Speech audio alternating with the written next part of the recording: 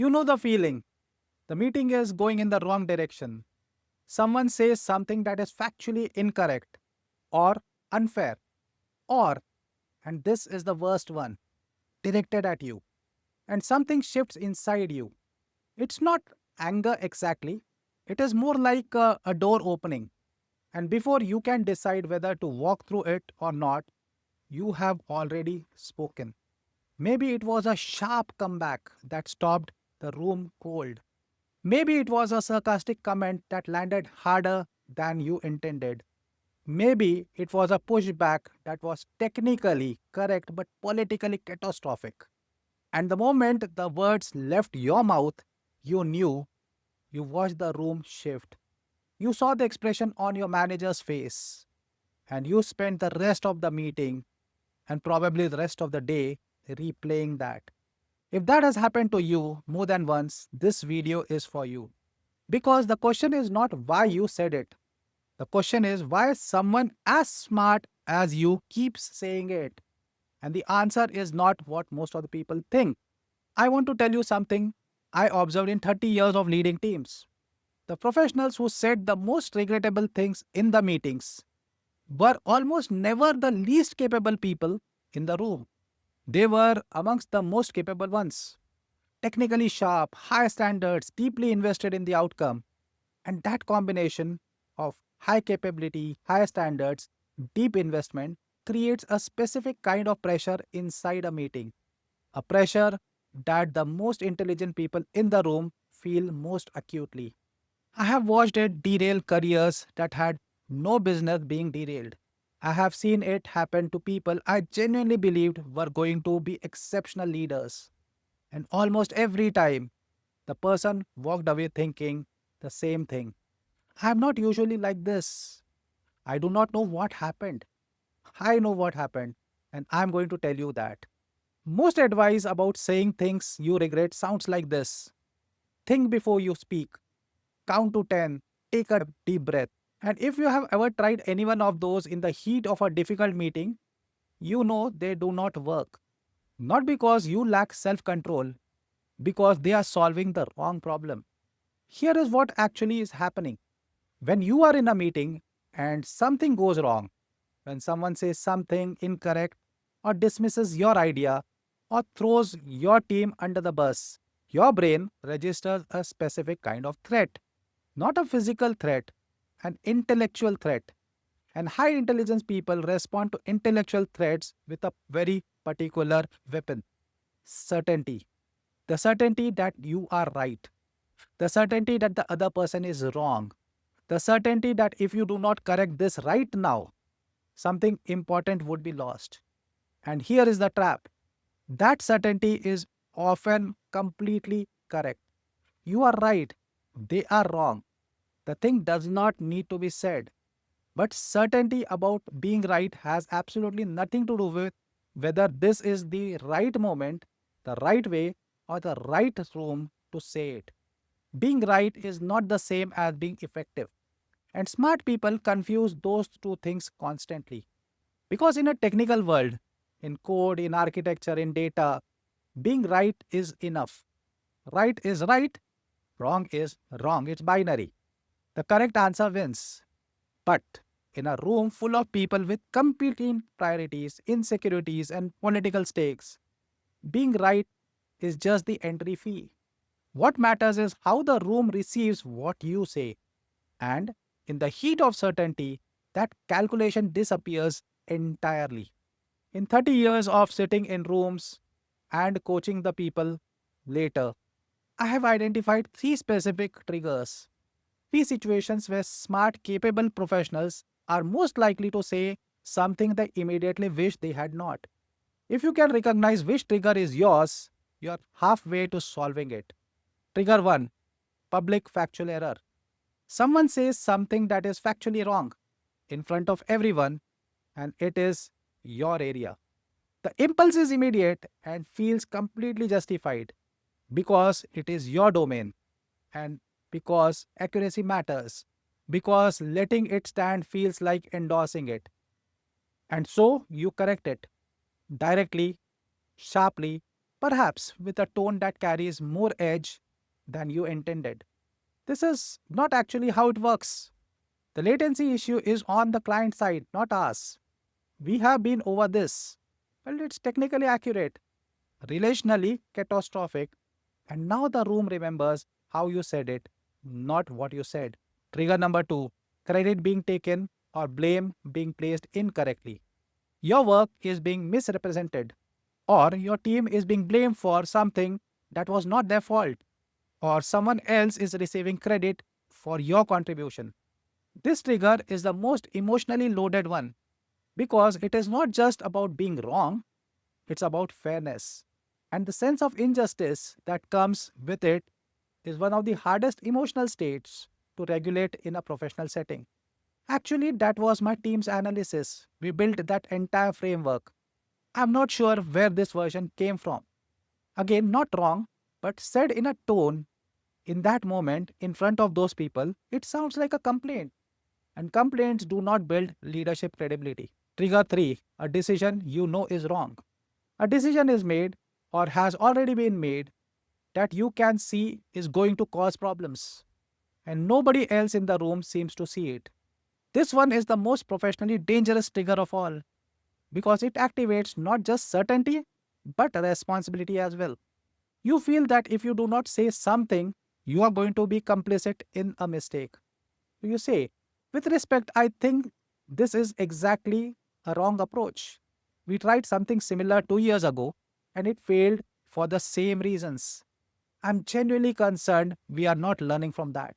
Well, the concern is legitimate, the frustration is real, but with respect followed by sharp criticism is one of the most reliable ways to close a room down and close your manager's ears. So you now understand the mechanism. It is not anger, it is certainty, the specific emotional signature of a smart person under intellectual threat. And you have the three triggers: factual error, credit or blame, and a decision you know is wrong. Here is where most of the people stop. They understand the problem, they resolve to do better, and they walk into the next meeting, and the trigger again fires. Because understanding is just not enough. What you need is a system, and that is what comes next, a specific three-step approach that I teach my clients who has this pattern.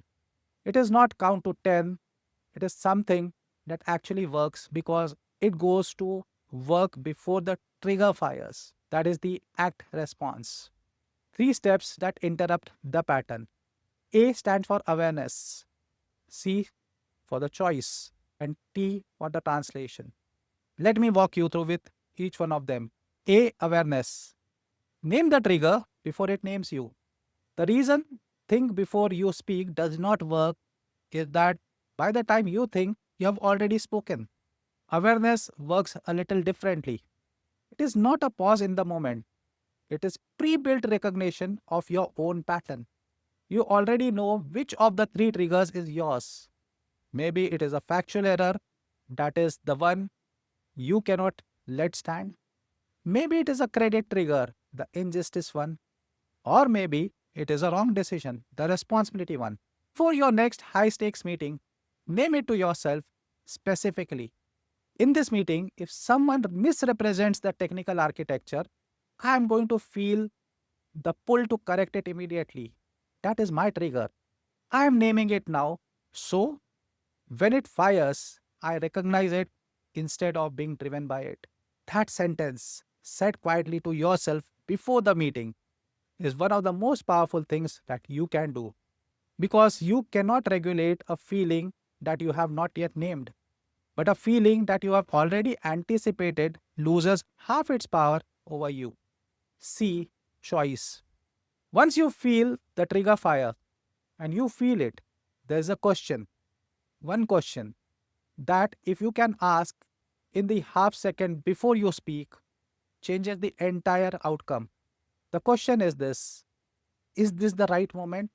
Or is this just the urgent moment? Those are not the same thing. Urgent means this needs to be addressed. Right moment means this needs to be addressed now, in this room, in front of others, in this way. Almost every regrettable comment that has ever been made in a meeting was the right content at the wrong moment. The point needed to be made, the facts needed to be corrected, the decision needed to be challenged. Just not there, not then, not like that. When you ask yourself right moment or just urgent moment, you give yourself a genuine choice. And that choice is what separates the professional who speaks with the impact from the one who speaks with regret. And T is translation. If you must speak, translate the certainty into curiosity. Sometimes the moment is right. The thing genuinely needs to be said in this room, in front of these people. The final step is how do you say it? The instinct when certainty is running is to assert, is to correct, to challenge, to push. Translation means converting that assertion into a question. Not because you are unsure, but because a question opens the room and an assertion closes it. So here is what looks like across the three triggers. For the factual error trigger, instead of that is not correct, the latency issue is on the client side, try. I want to make sure we are all working from the same picture. My understanding is that the latency sits on the client side. Am I missing something? For the credit or blame trigger, instead of that was my team's work, I'm not sure where this version came from, try. I want to add some context here because I think it helps the decision. The framework we are looking at came out of my team work that was done in Q2. Happy to walk everyone through the full picture if you find this particular thing useful. For the wrong decision trigger, instead of with respect, I think that is exactly the wrong approach. Before we close on this, can I share one concern? We ran something similar in 2022 and hit a specific wall. I just want to make sure we have accounted for that before we commit. Notice what changed. The content is identical, the concern is the same, the facts are also the same, but the energy is collaborative instead of confrontational, and the room can receive it. The idea does not change, the landing definitely does. Let me bring this back to where we started. You are not saying regrettable things in meetings because you lack discipline or because you are not smart enough to control yourself. You are saying something because you are smart, and smart people feel the certainty of being right at as a physical force. And that force bypasses judgment unless you have a system that intercepts it. The ACT response is that system. Awareness. Name your trigger before the meeting so you can recognize when it fires. Choice. Ask yourself in the half second before you speak, right moment or just the urgent moment. And translation. If you speak, convert the assertion into a question. Same content, better landing. This is not about becoming someone who never pushes back. The best leaders I have worked with are the ones who push back continuously and constantly. But they push back in a way the room could hear, and that is a skill. Not silence, strategic speech. I want to leave you with one thing you can do before your next high stakes meeting. Spend 2 minutes asking yourself which of the three triggers is most likely to fire for me in this meeting. Name it, write it down if you need to, and then remind yourself of the question right moment or just urgent moment. That 2 minute preparation will do more for your reputation in that meeting than 2 years of trying it to be more patient.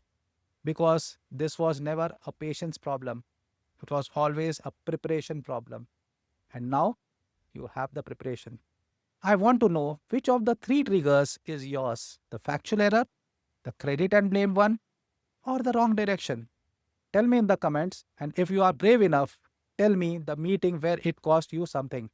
I read every single comment. If this gave you a new way to think about how you show up under pressure, subscribe to the promotion code, my weekly free newsletter, where I share one insight every week from the other side of the table. The link is in the description. And if you want to go deeper on communication piece, watch my video on the three things your manager is silently evaluating you in every meeting. because how you handle pressure is at the top of that list. That video will show you exactly what they are watching for. I will see you in the next one. Bye for now.